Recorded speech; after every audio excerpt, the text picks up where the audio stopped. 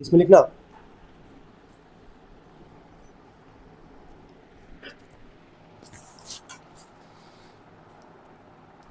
पहला पॉइंट लिखना almost all substances, thermal expansion heading डाल देना।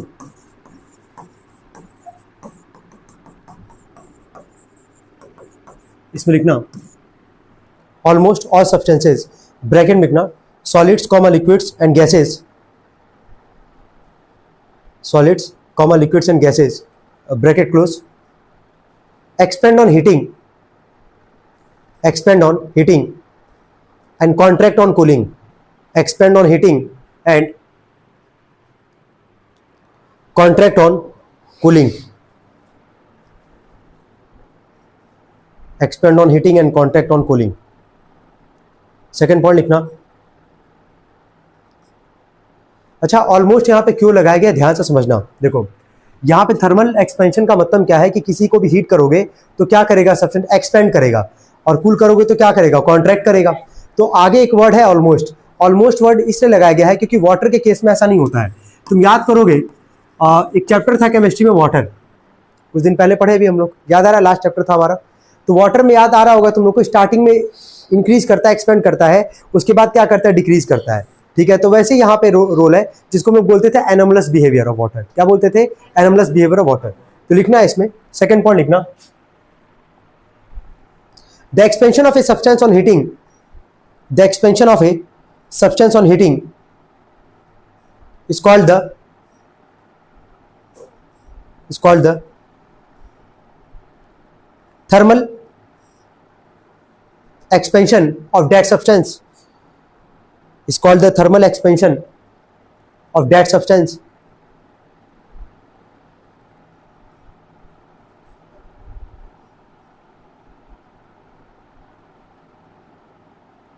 हो गया। किसी भी सब्सटेंस को हीट करोगे वो क्या करेगा, इंक्रीज करेगा, एक्सपेंड करेगा, उसी को क्या बोलेंगे, थर्मल एक्सपेंशन। क्या बोलेंगे, थर्मल एक्सपेंशन। अब पहला पॉइंट करके लिखना, लिखवाते जा रहे हैं। नंबर 1 पहला पॉइंट लिखना है इसमें, इसके नीचे लिखो a solid has a definite shape,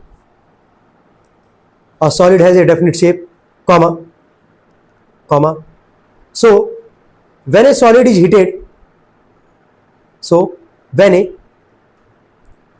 heated, comma it expands in all directions, it expands on all directions, that is the length comma area and volume, that is the length comma area and volume, फिर comma दो, all increase on heating,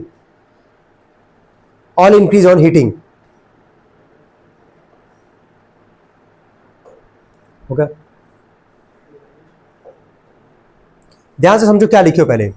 solid का shape कैसा होता है, definite. जब उसको heat करोगे तो हर डायरेक्शन में क्या करेगा, एक्सपेंड करेगा, है ना। कौन कौन से डायरेक्शन का बात कर रहा है यहाँ पे, पढ़ लो जरा, लेंथ, एरिया और क्या, वॉल्यूम। क्लियर सबको यहाँ तक, यहाँ तक कोई डाउट तो नहीं है ना। चलो इसके नीचे लिखना सेकेंड पॉइंट, लिखो the increase in length is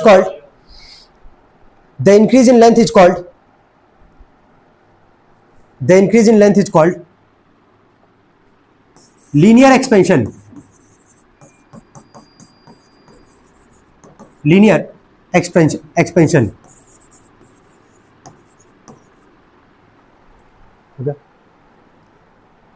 ध्यान से सुनो। सॉलिड का शेप कैसा होता है, डेफिनिट।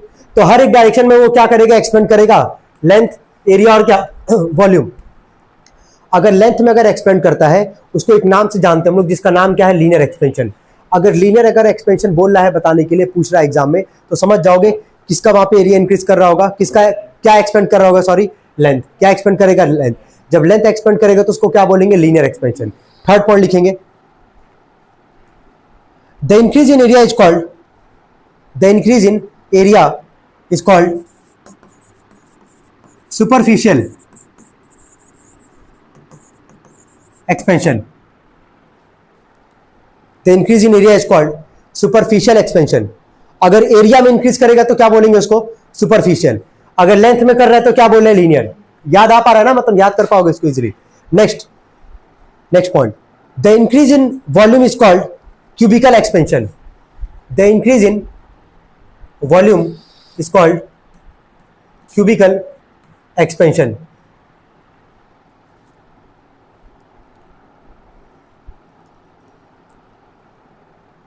हो गया यहां तक को डाउट यार? जहां तक सबको समझ में आ रहा है, चलो नेक्स्ट पॉइंट में लिखना। The liquids and gases do not have a definite shape. The liquids and gases do not have a definite shape, so they have only volume expansion, so they have only volume expansion।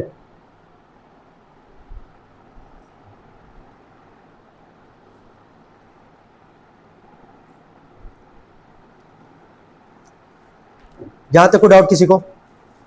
Clear एकदम अच्छे से? चलो ठीक है, heading डालना anomalous expansion of water. Heading डालना anomalous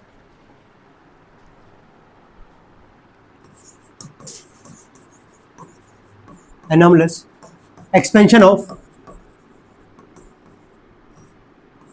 water. Anomalous expansion of water.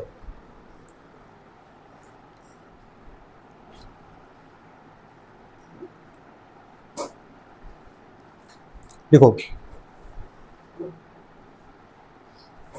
हम directly तुम लोग को देखो वाटर वाले चैप्टर में पूरा हम डिस्कस किए हैं, पूरा टॉपिक ही जो लिखवाना केवल वही लिखवा रहा है, ठीक है, उतने में तुम समझ जाओगे। हीट देने पे कोई भी चीज क्या करेगा, एक्सपेंड करेगा ना, ठीक है। तो यहाँ पे अभी स्टार्टिंग में लिखे थे थर्मल एक्सपेंशन में कि सारे से ऑलमोस्ट वर्ड था ना, ऑलमोस्ट किसकी वजह से था, ऑलमोस्ट वाटर की वजह से। वाटर को छोड़ के लगभग सबको अगर हीट करोगे तो क्या करेगा, एक्सपेंड करेगा।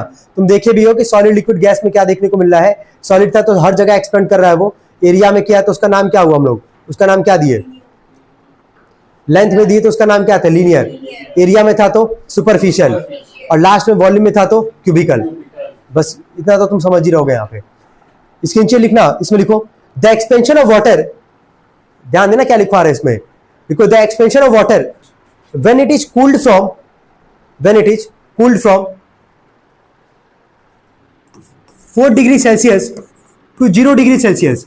ये मतलब कूल करने पे क्या करना चाहिए था, कॉन्ट्रैक्ट करना चाहिए था ना। तो यहां पे एक्सपेंड कर रहा है कब, जब इसको 4 डिग्री से कूल करके कहां पहुंचा रहा है, 0 डिग्री पे।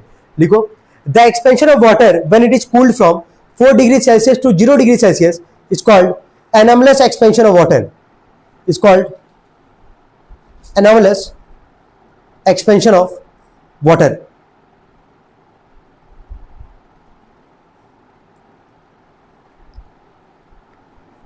हो गया? देखो जरूरी भी है, इसका कॉन्सिक्वेंसेस हम लोग लिखेंगे, हेडिंग डाल देंगे last, consequences of anomalous expansion of water, consequences of anomalous expansion of water, consequences of anomalous expansion of water. पहला पॉइंट लिखना है इसमें, पहला point, the anomalous expansion of water helps in, ऐसे लिख दो तुम लोग डायरेक्टली, इट हेल्प्स इन, वैसे उसका मतलब भी वही हुआ, it helps in preserving the, it helps in preserving the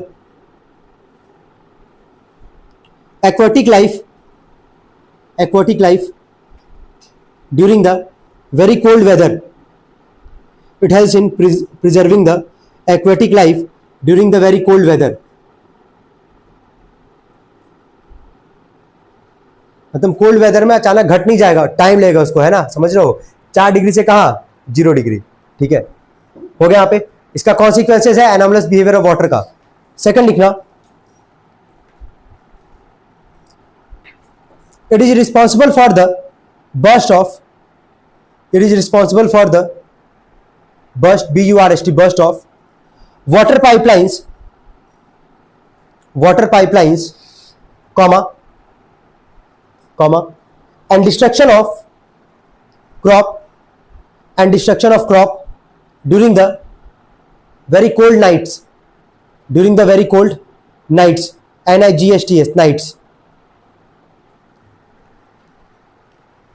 during the very cold nights.